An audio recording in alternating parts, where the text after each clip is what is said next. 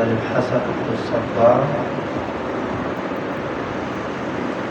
سمع جعفر بن عون قال حدثنا ابو العبيس قال اخبرنا قيس بن مسلم عن طارق بن شهاب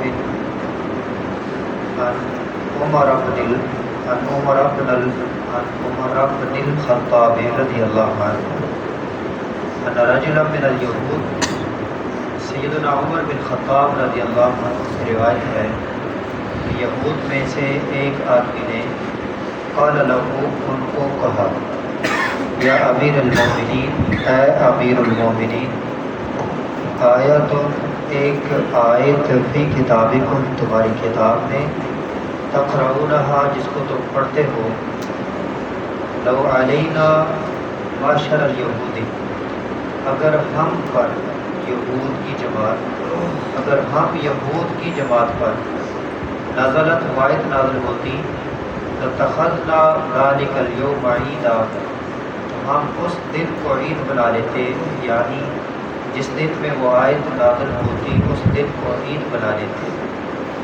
قال ای آیت، عمر رضی اللہ عنہ نے پوچھا کہ کون سی آیت؟ قال، کہا، الیوم اکملت لکم دینکم واتممت علیکم نعمتی ورضیت لکم الاسلام دینا۔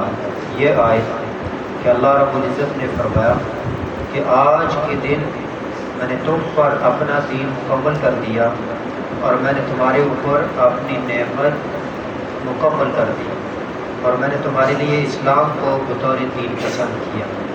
تو یہ دین کی تکمیل اور دین کا مکمل ہو جانا، آیت کا اس حوالے سے نازل ہونا، یہ اس قدر عظیم خوشخبری ہے کہ دین مکمل ہو گیا، کہ اللہ رب العزت نے اتنا بڑا احسان کیا، دین کو مکمل کر دیا۔ تو اس دن کو عید بنا لیتے، کون کہہ رہے ہیں؟ یہود۔ اس پر ہم اس قدر خوش ہوتے کہ ہمارا دین مکمل ہو گیا۔ قال عمر رضی اللہ عنہ نے فرمایا، قد عرفنا ذلک اليوم، ہم جانتے ہیں اس دن کو، والمکان الذی، اور اس جگہ کو، نزلت فیہ، جس میں یہ آیت نازل ہوئی نبی صلی اللہ علیہ وسلم پر، وہو قائم، اس حال میں کہ آپ کھڑے تھے، یعنی ہم اس حالت کو بھی جانتے ہیں جس حالت میں یہ آیت نازل ہوئی کہ آپ کھڑے ہوئے تھے۔ جگہ کون سی تھی؟ بعرفہ، عرفات کا میدان تھا، اور دن کون سا تھا؟ یوم جمعہ، جمعے کا دن تھا۔